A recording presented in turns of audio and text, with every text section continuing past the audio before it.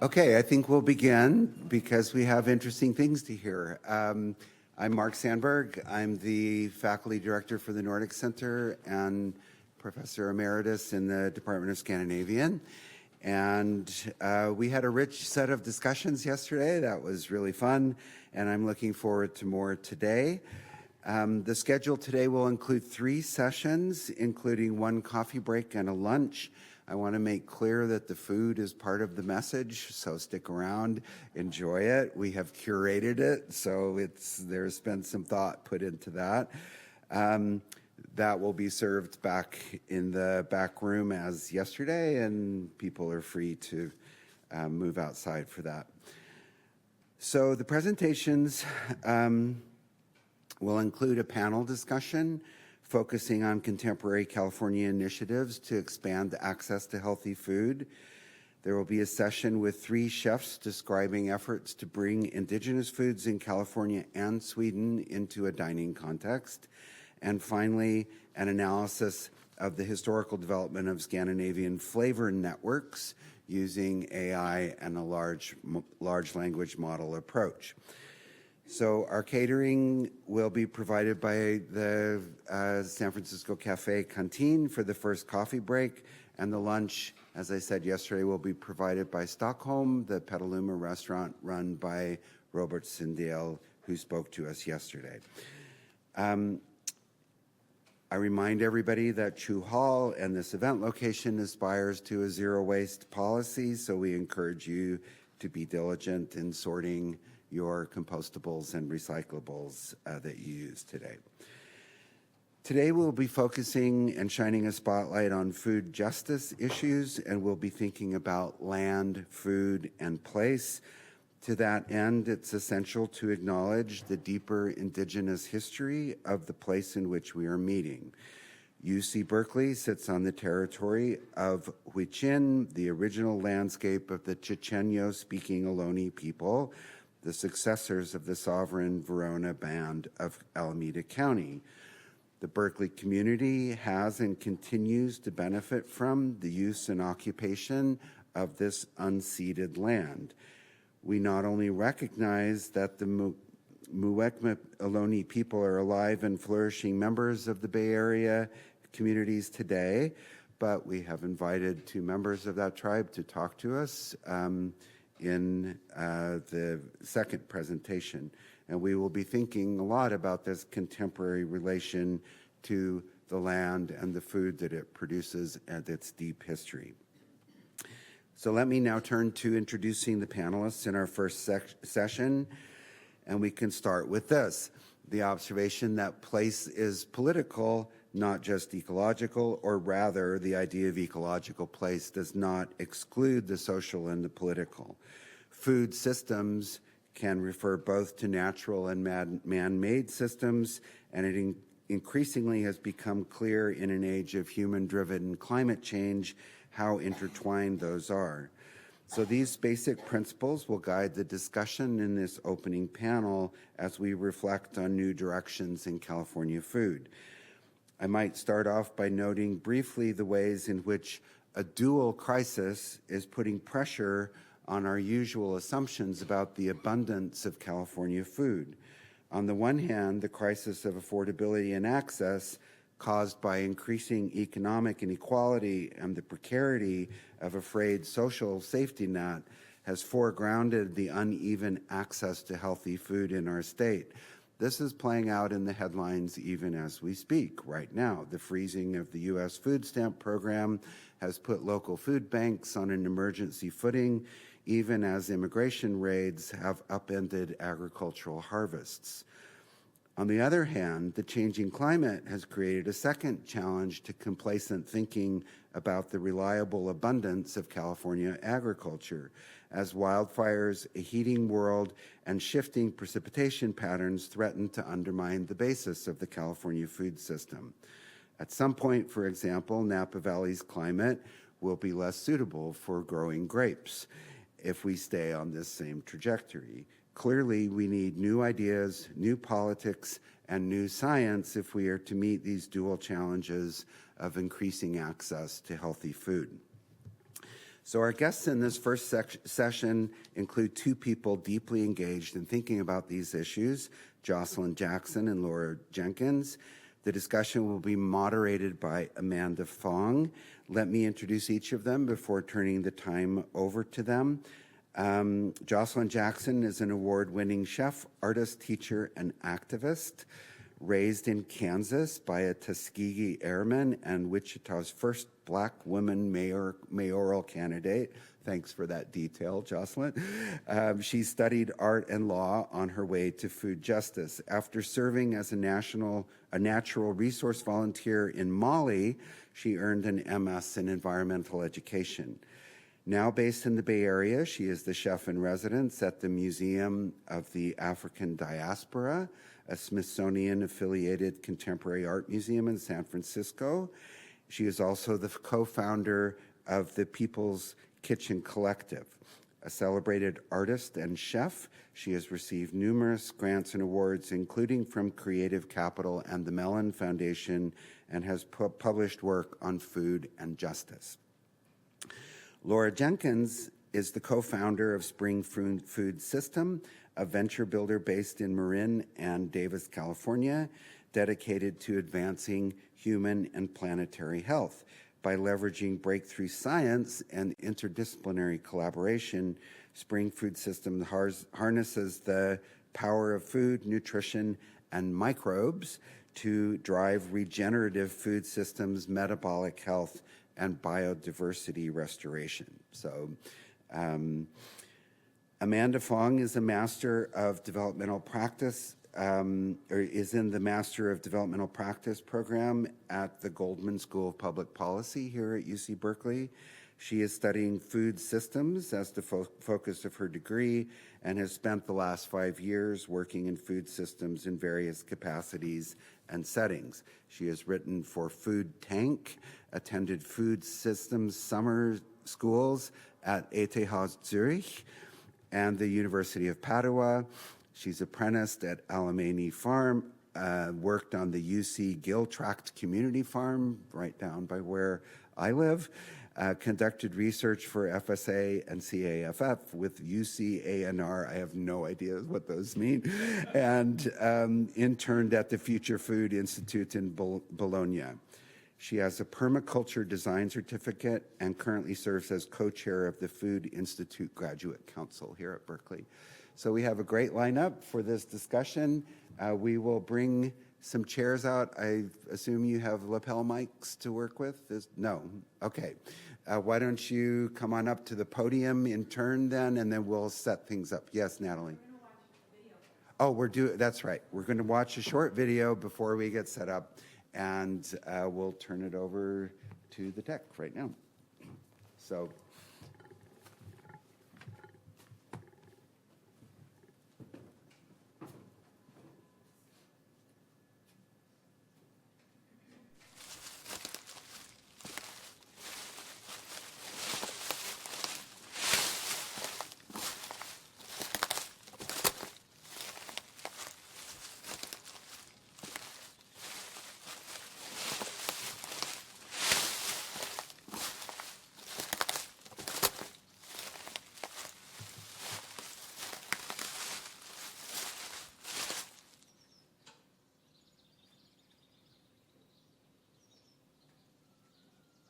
Welcome in the ways that see you fully. Have known you are coming to a space that started long ago. To a space that is eager to continue here and now. Welcome to your family lines, with your ancestors, with the lines you have created in experience and community.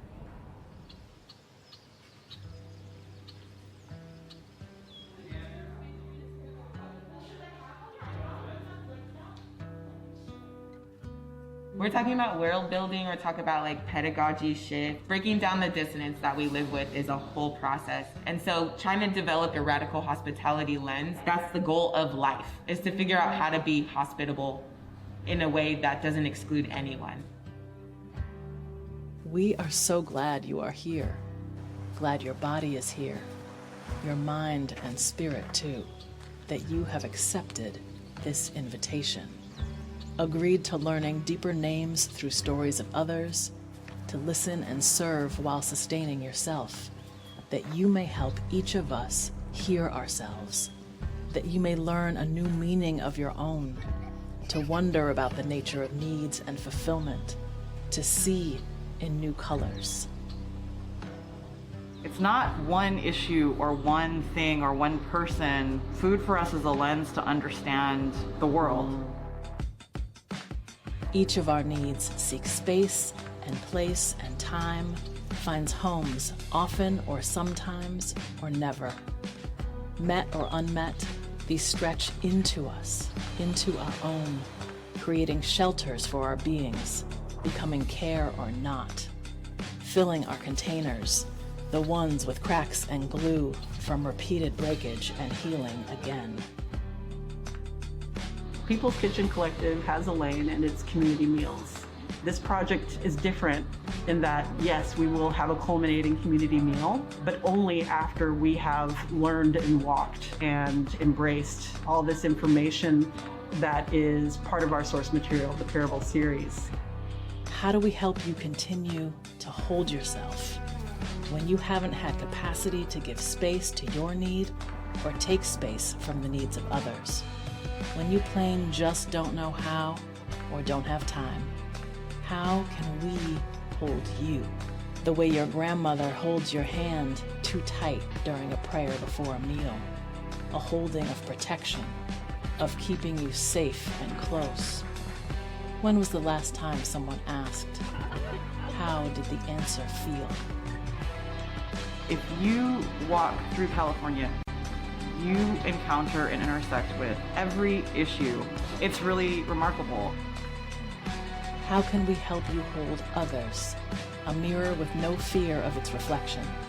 Like one sweetbread, not two, even when you know there's a stash in the back. Like cutting up fruit. What can we do here to make sure every and all get free? One of our central questions is, in this time of change, who do you want to walk with? Today is an answer to that question because we want to walk with you. The answers are uncovered as each of us steps into our own light, brightening the way to come.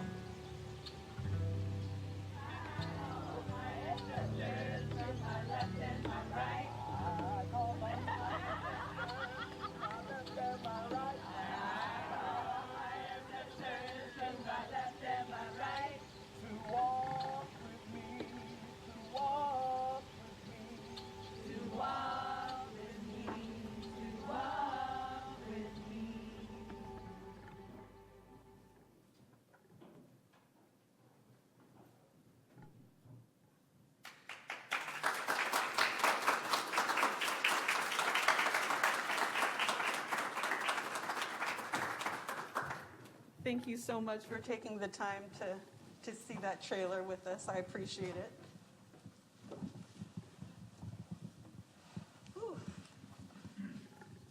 All right, thank you everyone and welcome to this beautiful Saturday morning. I do a lot of work in the systems thinking space, thinking about broader food systems, so I'm really excited to be here as a connector for these two. So to start us off, why don't you tell us a little bit about yourselves and what called you to do the work that you do today? Can you hear me?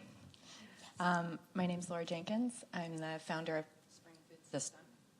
And I live here in the Bay Area and also in Hawaii, where most of my extended family lives.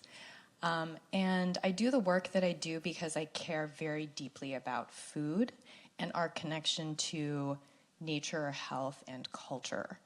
I spent about 10 years working with food companies, and my co-founder, Anja Leisner, who happens to be Swedish, she's a serial entrepreneur and scientist, we decided to create Spring to grow and to build companies at the intersection of food and health.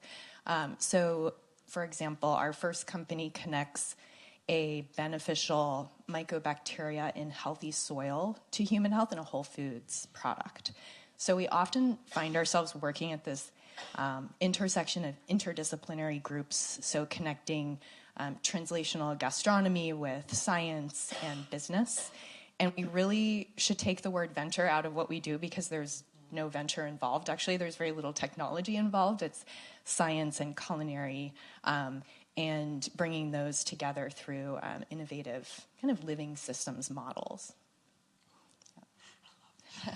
Thank you for that. I'm already in when it comes to wanting to be in the thoughts and experiences of what you described. So thank you for that.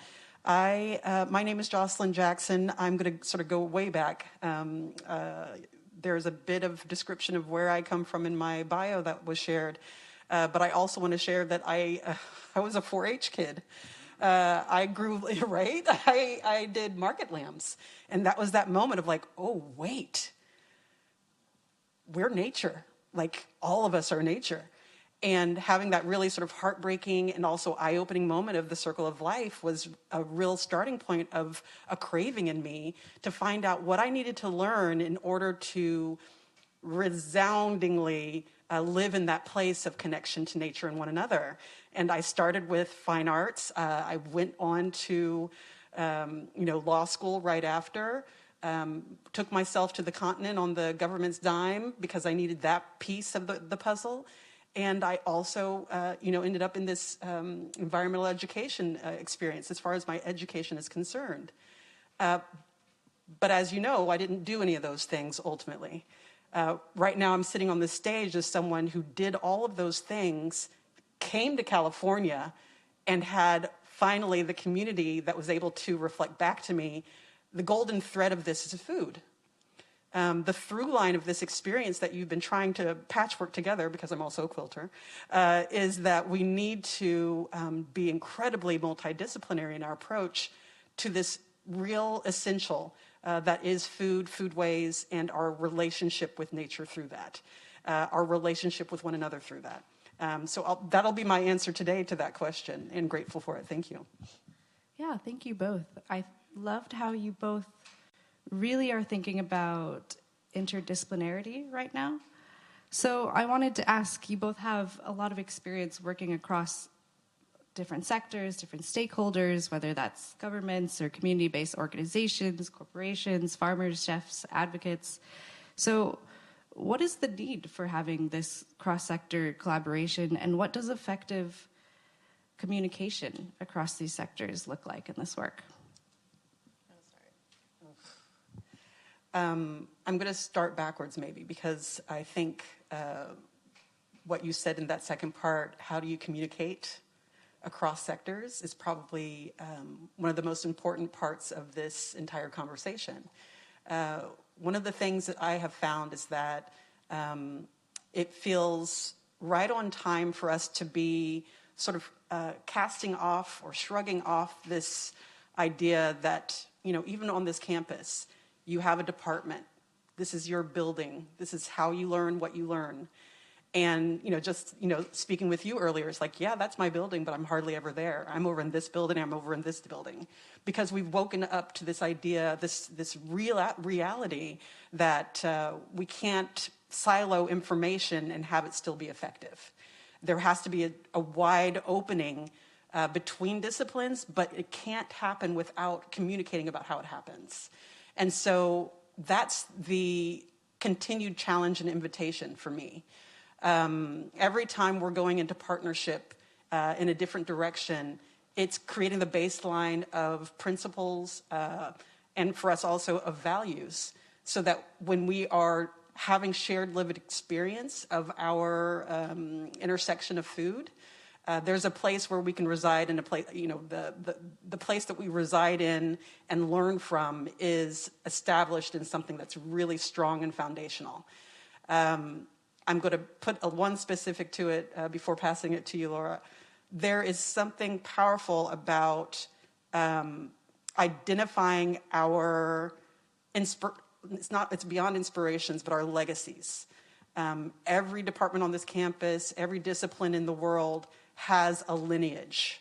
And so when we are able to identify the shared lineages between them, that tends to be the most effective place of communication.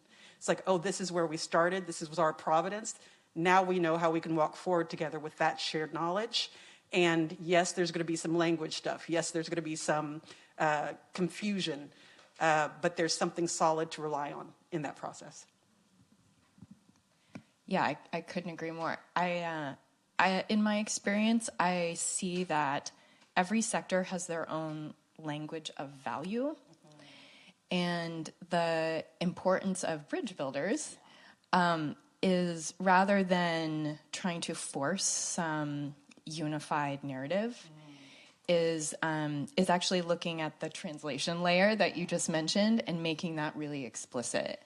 So tapping into, for example, farmers, what they value is stewarding the land for many years, for generations, speaking to them about that value that they are offering. Chefs, there's a great quote by Dan Barber, and he says that flavor is the language of nutrition. And so thinking about ingredients, the quality of ingredients, bringing out the essence of those ingredients, and they think so much in terms of potential. So what we try to do, and trying to figure out, frankly, is how to speak to those very specific values, but then the aspirational storytelling piece is connecting how their values contribute to a healthy food system.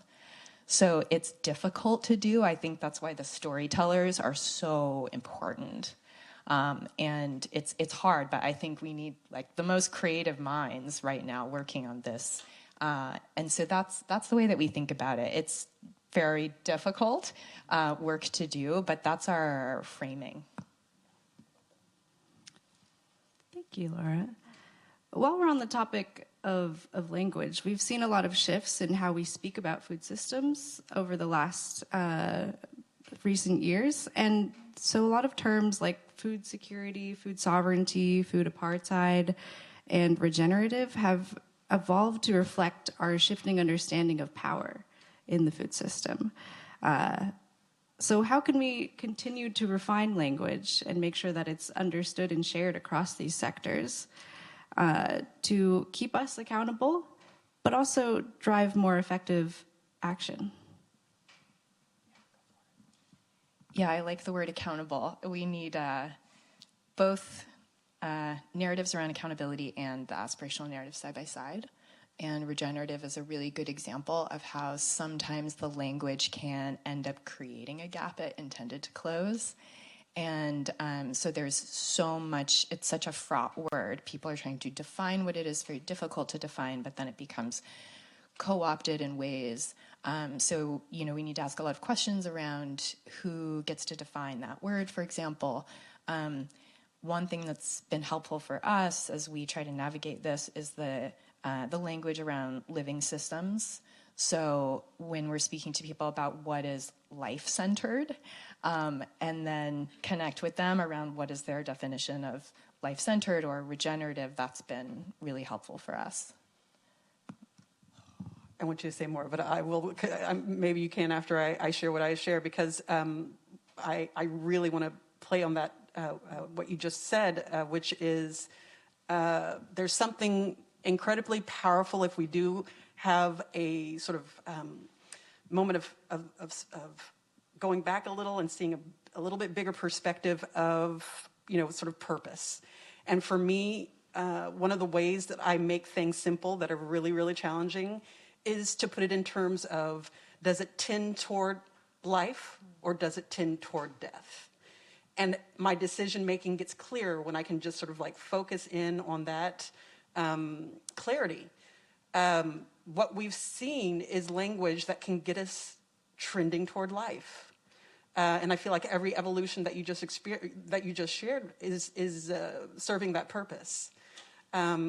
I feel like the challenge can be when we use language against ourselves, and that can create justifications for so many things that have been the trends of our culture when it comes to food, whether it is the introduction of preservatives, to our foodways, whether it is the decentering of hyperlocality in how we source our food. All of those are justified with words that seem to be efficient or effective or telling us a story that is provocative enough for us to change our default setting, that is to be close to nature and one another.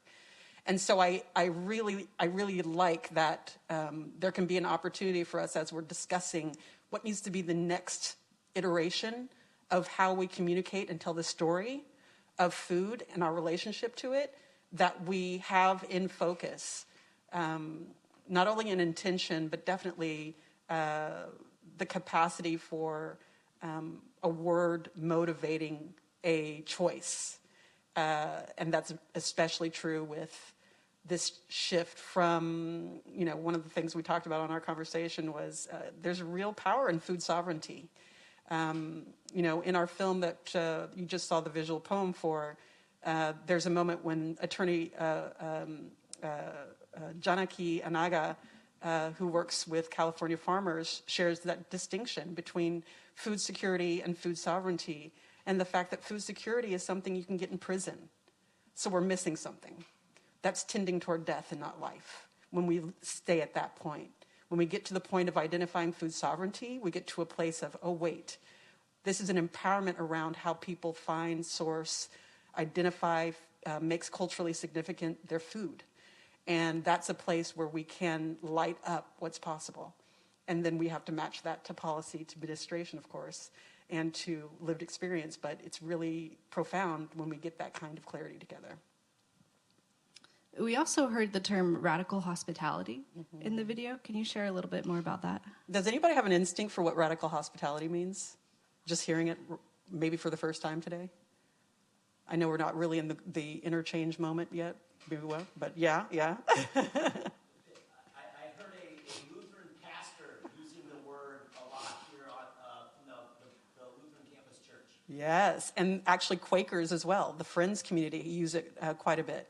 So there is some of that basis there. Other groups use radical hospitality in different ways. But when People's Kitchen Collective came to define this term for our own use, what we found to be true is that there's something in this habit of hospitality that is wonderful, but easy. And by that I mean it is something that could be pro forma. It's like, oh, there's a checklist for hospitality. When hospitality becomes radical, there's something that enters into it that is riskier. And in our walk that we did, in our journey, we wanted to clarify what that instinct was for making hospitality more radical, having a degree of ongoing emergent change to it, and saying yes to relationships and remembering ancestral ways, and being in this place of real embracing of an ongoing commitment to hospitality that transcends ease. We want to be fierce in our radical hospitality. We want to know that even though there is an ongoing need for adaptation and shifting our approach, that we have the practice, in our lived experience to be able to do that. We want to be really flexible in that muscle when it comes to how we treat one another with radical hospitality. And, an example of that I want to give in this moment is that I'm actually going to be going to a screening of this film, Earthseed, right after this panel with the Alameda County Community Food Bank. We started planning this experience months ago, but of course, right now we are in the heart of the ACCFB being on call in their version of radical hospitality to community as they respond to the cutting of the SNAP program. There could have been that moment of, this is too hard, we can't host this. We need to do something different, we need to pivot. But instead, they tripled down. They said, this is the moment, this is the time where we need to be sharing this information, this message, this resourcing of how we build community together so that we can put ourselves out of business. because that's also their goal. We need to put ourselves out of business. So I just want to give that small example in this moment to exemplify like what it is that our instincts are when it comes to recommitting, to tripling down with the building of relationship and community that really is going to be required given how high the stakes are currently. And Laura, I really liked what you said about using language to exemplify values. And you brought up the term life-centered, and it seemed to pique Jocelyn's interest as well. Can you share a little bit more about how that plays into your storytelling and your sharing of language, especially across cultures, whether that be California or the Nordics? Sure. So a lot of the inspiration for that language comes from a scholar and entrepreneur named Sydney Cano out of Mexico City. And in her writing, she uses life-centered a lot to describe life-centered innovation, our life-centered economy. So we started thinking when we started Spring, our company, how can we build for a life-centered economy? So that was the framework around that language, which was extremely helpful. As a North Star for us, we focus on health, which includes many aspects of health, planetary health, human health, social cohesion. But that was the North Star. There are frameworks that we use around it to kind of push our mindset and to just bring awareness into the mental models that we're using.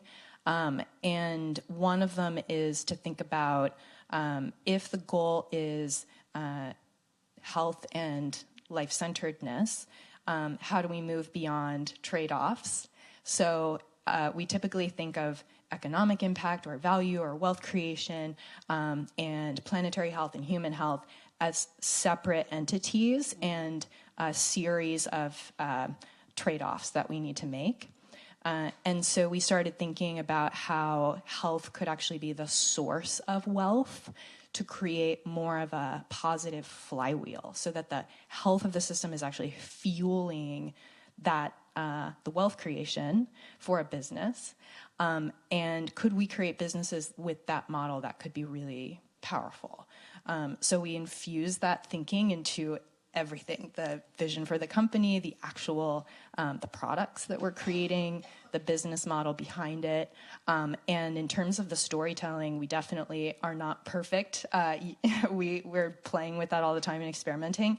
But we find that that framing also draws in amazing people, amazing collaborators. So we bring people who are really, they can see that food system coming, and they can see that how we understand biology better will increase the way that we value life and we value nature. And so it's really helpful in creating community around us to use very specific language around what we're building, even if it's evolving all the time and we're constantly learning from other people.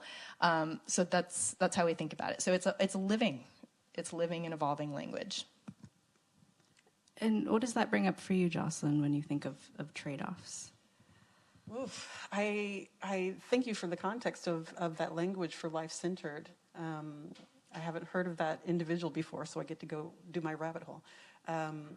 But when you're talking about this dynamic of trade-offs,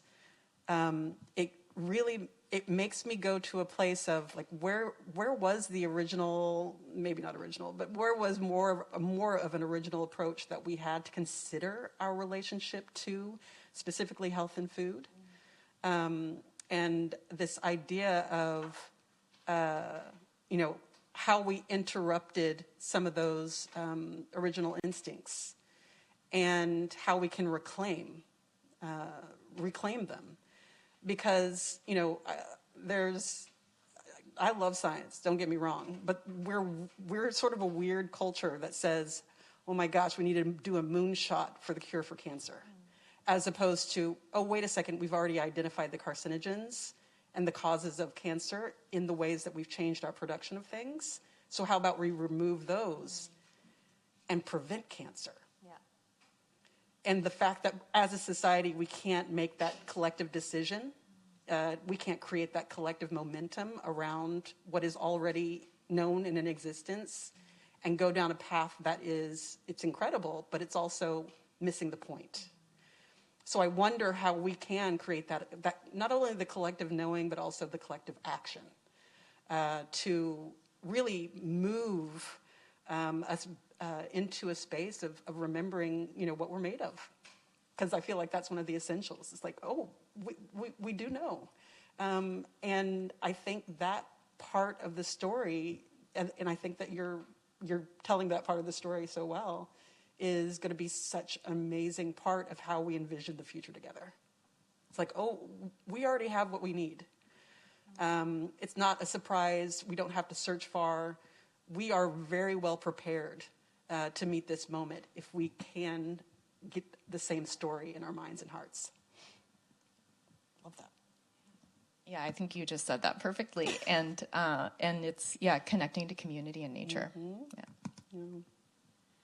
So speaking of meeting the moment right now, we're in like a very pivotal point where our food systems have so much pressure on them.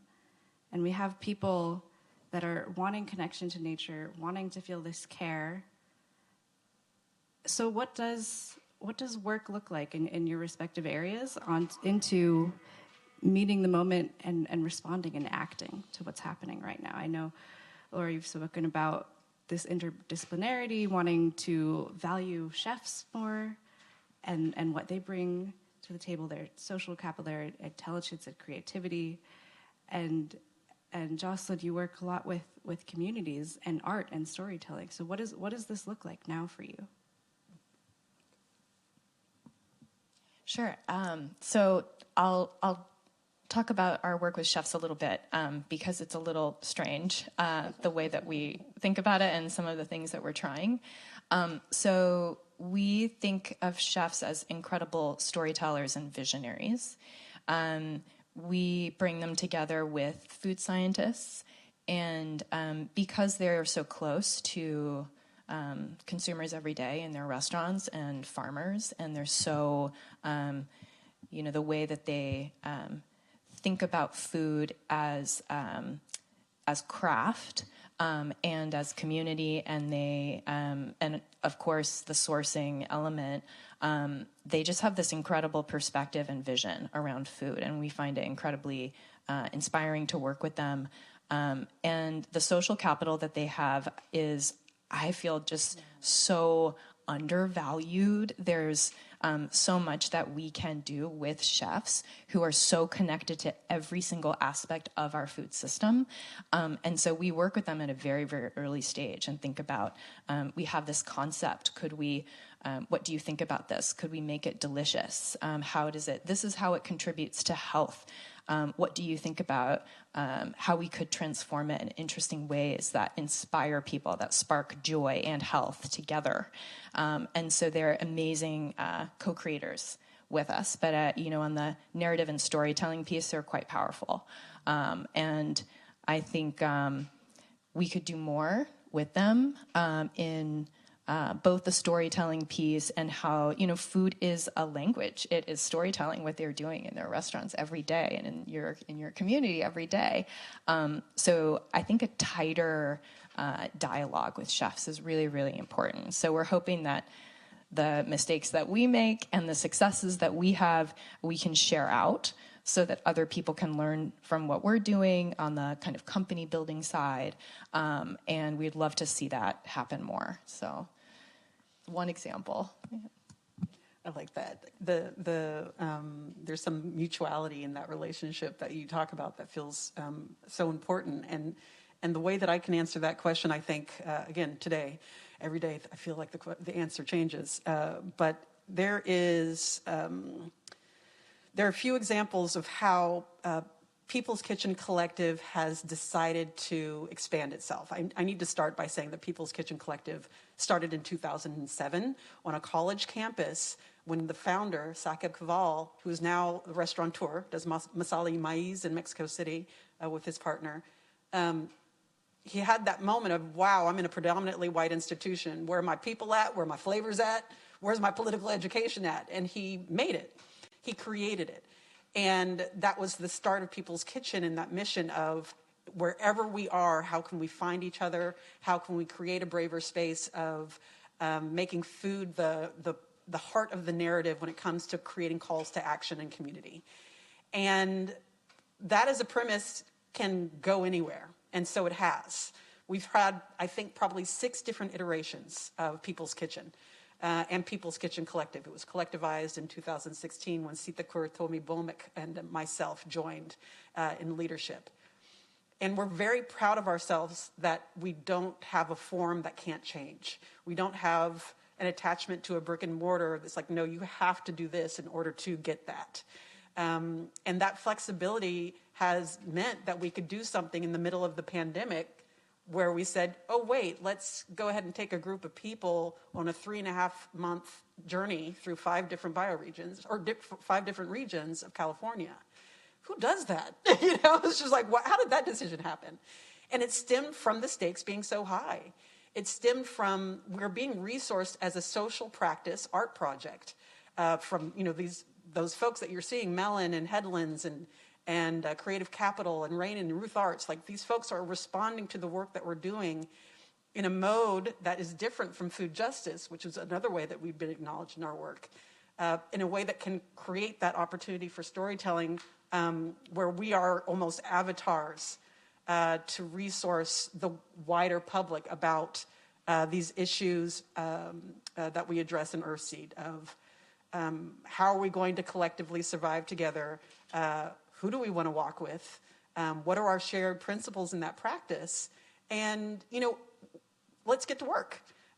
Let's absolutely manifest, what, we need to have whatever version of a go bag that you need in your life, do that.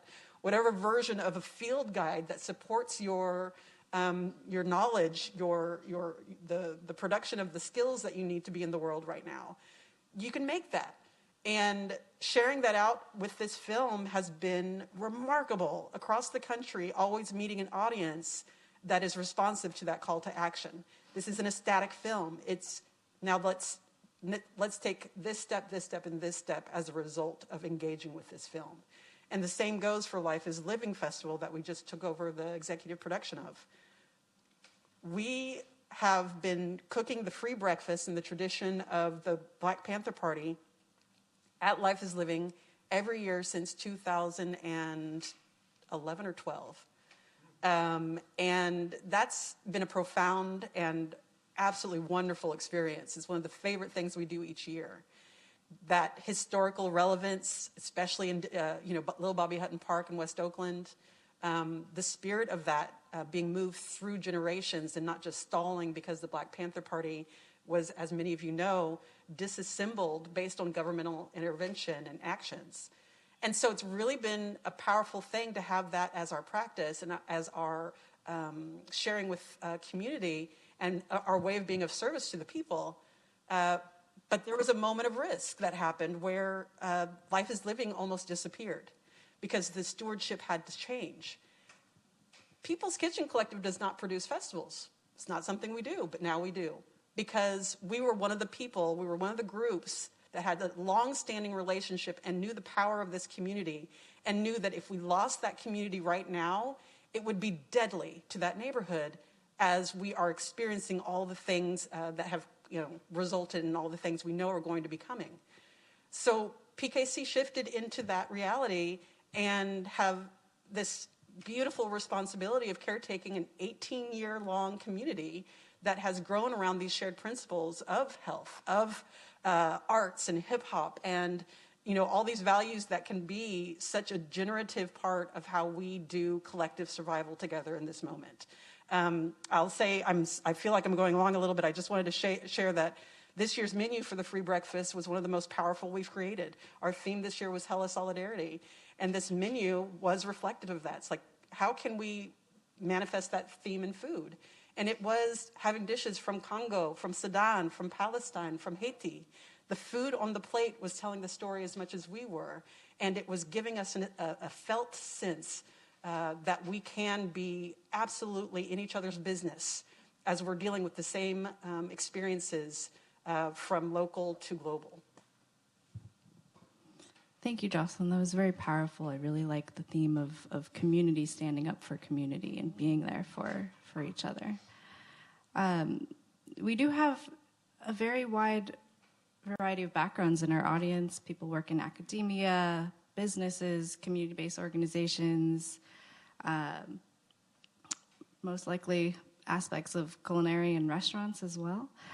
So what can all of us here do to better support the leadership of farmers, chefs, community advocates in shaping our food system? And out of this conversation, what do you hope people will take back into the work that they do and the conversations that they will have? Yeah, that's an amazing question. The first thing that comes to mind is supporting the storytelling and the narrative scaffolding that brings together interdisciplinary stakeholders in our food system. So science, creativity, culinary.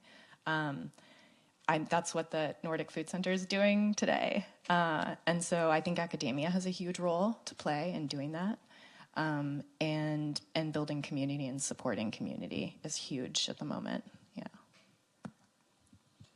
Oh my, yeah, it is. It's a big question, and one that I want to hear from the crowd as well, because what first comes to mind as you ask that is there's a Women in Food Leadership Summit that's happening next week in Sebastopol that I get to hang out at as well.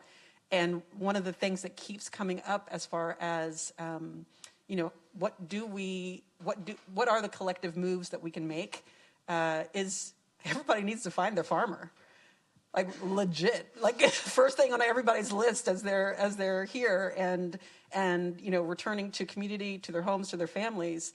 If we're not already intimately involved with the food makers, the laborers of our communities, we're going to miss that moment of having the capacity to be in the world as individuals, let alone as people that are supporting an entire group, however you want to identify it, small family, larger community, organization, city, whatever it may be, in the ways that we are going to need to be ready for all the things, all the experiences that we see happening in our society. So really, there's a joy in finding your farmer, and there's also an incredible urgency in it.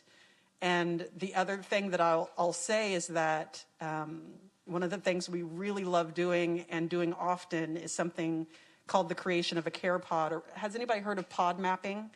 Have you heard of that exercise? This is something that's really generated by the disability justice community. And it's that practice of not just in theory, these are the folks that are on my team, on my side. These are the people that have the skills I need. These are the people that I give my skills to and share my information with. It's a real practice of sitting down and really considering, in relationship to our film too, it's like, who do you want to walk with? Who do you want to take this journey with? Whether it's be a small definition of a journey or life in general. There really needs to be a moment where each of us is having a real self-reflection around who are the people in our lives right now, but also aspirationally. One of them is your farmer, just to cheat on the test. But the others are very specific to your lived experience. But if we don't take that time to really identify who those people are, who those organizations are, and start building them, start pouring in, start being in that place of mutuality and reciprocity, again, we're too late. It's already happening that we need that clarity. And so those are the two things I'll mention in these moments of just like practically, let's get to work when it comes to the relationships with the folks in our lives that are going to save our lives. I'm just going to quickly add funding for local food movements. So a lot of funding evaporated for food and climate. And so I think supporting community, local food movement, innovation, super critical at the current moment. Yeah. I appreciate your perspectives very much. It's really empowering to hear about the shifts that both of you are taking in your work, whether that's bringing in perspectives of chefs that have been traditionally undervalued, or thinking about language and the frameworks that we use to think about systems and uplifting our community by really creating structures to take care of each other. I will turn it back over to... I will just be the roving mic person, so we'll open it up to the audience now, and anybody who'd like to pose a question to the panel. Looks like Robert has done a handoff as well, so we've got both sides covered. Go ahead, go at it. Jocelyn invited you to participate. Jonathan. And if you'd kindly say your name and where you're coming from, please. I am Jonathan from Örebro, Sweden / Denmark, from the academia. So a really interesting talk, and thank you for this work you do. It's fascinating. When I saw the title of this session, I really wanted to ask you about one of the words that I associate a lot with California, which is technology. And which is completely absent in your talk today. And I think it's very, very fascinating that we see very different poles, the role of technology in the future of sustainable foods and so on, where you see some really say that it should be driven by technology, and others who say that it seems to rather be the disconnection from technology that is very important. A lot like, I think, what we saw in the video also in the beginning about reconnecting with nature, with people, being outside. So I was just really wondering, what were your take on technology, and when is technology good, when is it bad? There's also, I know, a lot of digital food activism out there where it's really driven by creating networks via technology, but also putting out activist voices via technology. And then again, of course, what is technology? Because it's it can be anything from cooking using a knife to big tech and ultra processed food and. So it's a very long and complicated question. Sorry about that, but I hope it makes sense. I think it's a really important one. It's one we have to constantly be investigating because there is a momentum there that, if not considered, can create another tipping point. So I do go to that first place of what is technology, to your point. For me, technology is remediation of soil. And that technology, as an example, it's ancient technology. And so I need to be in that place of characterizing technology as things that already exist and are present in our knowledge set, but have been overwhelmed by this other version of technology, which is super exciting often. It's like, ooh, cool, like, the autopilot technology to till fields, without a person being present is something that has created access for some folks. But how does it impact labor, in the other direction? So it's every single piece of this decision making and this expression of new technology is fraught. It is complicated. And I don't assume that it's automatically good or bad, but I do know that there is something really important for us to know as we make the decisions, which is if the impact tends toward life or death is the first question. And if technology is fundamentally cool, but also impacting our access to water, for me, that's the starting point, as opposed to the adoption and hope for some kind of leapfrog that can be created because this technology is so cool. I want to protect the soil first, sort of my predisposition. Yeah, I love that you just laid the groundwork, literally, for this trajectory. I love this question so much, and I spent many years working with a lot of food companies from this last era that considered food, and a lot of funders considered food as a subset of technology. Mm-hmm. And so what we started to build was in response to that in a way. I've started thinking more and more of science and technology as a way to help to illuminate the way that nature's intelligence. So the way that nature works and nature's complexity, and how this can help us to make better decisions. But the framing around life is so critical, because there are a lot of technologies that make a conventional, extractive, destructive agricultural system incrementally better. And it's just not, it's, there's a way to use these technologies, which are pretty neutral, to bring us closer to nature. And the best engineering is nature is pretty sophisticated, and we understand so little about it. So I've started to think of it as creating a closer connection with nature, actually, is what some of these technologies can do, like AI. But it's when we think about technology as opposed to science, I think that's been very clarifying for us, is when do we need it? But thank you for asking that. Yeah.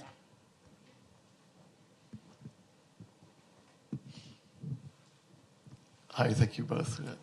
Fantastic conversation. I live on a farm, and I'm surrounded by farms. But, The dream. Well, yes, but this is in Davis, of course. I live at the Great Bear Vineyards, which recently went organic, and then I'm surrounded by different kinds of farms in the Davis area. And of course, here we're talking about big ag. Not the one I live on necessarily, I wouldn't characterize it by that, but it's a winery. It's not, also have olives and olive oil, fruit as well. But when I think about, especially with technology, when we say, find a farmer or have a connection to a farmer, well, I'm kind of surrounded by farmers, but I'm wondering about the difference between a connection to food or connection to a farm versus a connection to a food system. And that includes this technology. And partly that's understanding, and partly just the way it's set up where you're not really able to. I think a lot of the farmers barely understand all the forces at play. I'm talking about big ag even. And I think of the book by Jack Kloppenberg called First the Seed. Do you know that book? Okay. And, this is about the development of suicide seeds and biotech, how it, changed everything. And so I think part of the storytelling also might be the knowledge. The stories are told in a very superficial topsoil kind of way about this causes cancer, because we have these things or we don't have these things. Whereas I think telling a richer story about the rise of biotech and the rise of the technologies that have harmed us, the people behind it, not to demonize them necessarily, but just, it's a somewhat complicated story, but it's also a fascinating story. And I think First the Seed kind of does a decent job for an academic. It's true, and I'm grateful that you brought you characterized them as suicide seeds, also called Terminator seeds. This was a change in ethics, right? This was a fundamental shift in how we perceive our power over nature. And my first experience with that was in Mali, in West Africa. So for me, that's another version of betrayal that is colonialism. These companies, big ag companies, coming in and dictating the terms of, we'll give you this if you do that, and that exchange is always not to the benefit of the local community. And I will say that generalization without any hesitation. But there is something really powerful in how we think about ourselves when we do generate something called a Terminator seed. When we have an ethical rebound in our society that says that is a provocative way for us to address the issues that we're facing when it comes to famine or desertification or all of these things. So I think there is a nuance to this idea of the quality of the farmer that you find. It truly is. But there's something in that essentialness that is about a farmer that is connected to the local foodways in a way that there is, yes, I might have this specialty or this area of focus, but having a clear idea of what's possible in any ecotone, what's possible in any particular environment where farmers are never in isolation. They're always talking to each other. They're always talking about water quality and salinity. They're always talking about the things that matter in any particular area that tend toward what can be grown there. We need to go more drought resistant with our seeds. What are the qualities of production and of cultivation that are going to actually survive this moment of climate change? That's what farmers do in my experience, and I know that is a very specific kind of farmer. It's not just find any. But that's what I want to get to that more detail about that when you're asking that question in that way. Someone that fundamentally knows the determinator seed is not only killing the seed, it's killing us. Yeah, and farmers are just under so much pressure. And pressure to transition their farms, pressure to make ends meet. But I think your question about the language is also very interesting because it shapes what we decide is acceptable and what we decide is not acceptable. And in rooms like, I was listening to this really interesting conversation with Sam Cass, who's a chef and worked with Michelle Obama in the White House. And he describes even school lunch programs and how we decide, is this acceptable? What is the integrity of our choice around food? And so, it's all really embedded in a new framing of that question, which is really, really powerful. Hi, thank you both for being here. I'm a Master of Public Health student here at Berkeley.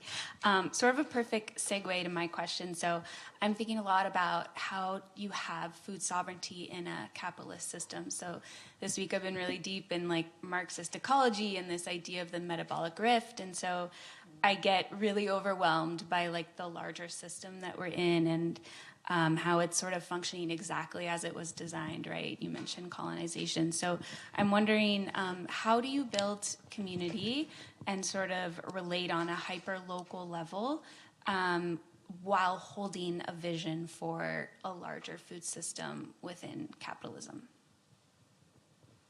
Yeah, for us, it became health as the North Star. So how do we're in this, we have to work within the system we're in as we're building a new model that might be better. And so how does a focus on quality and health actually fuel the company's growth? Another example outside of what we're doing is a company called Audacious, and they're thinking very carefully about that. They've worked with the Periodic Table of Food Initiative, PTFI. It's almost like another version of PTFI to help measure the nutritional quality in food so that companies can clearly show if they're sourcing from regenerative farms what the nutrient density is in some food versus others and creating benchmarks around that.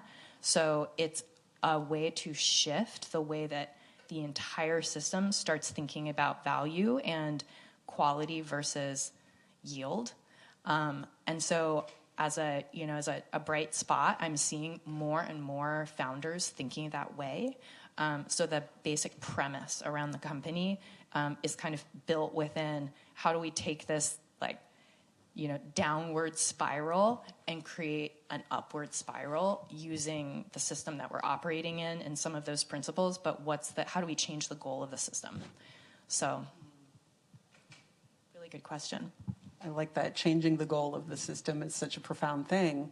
And again, how do you get the numbers required for that shift to happen? And when I think about that, I think about everybody's getting ready for the general strike, right? Everybody? Yeah, okay, great.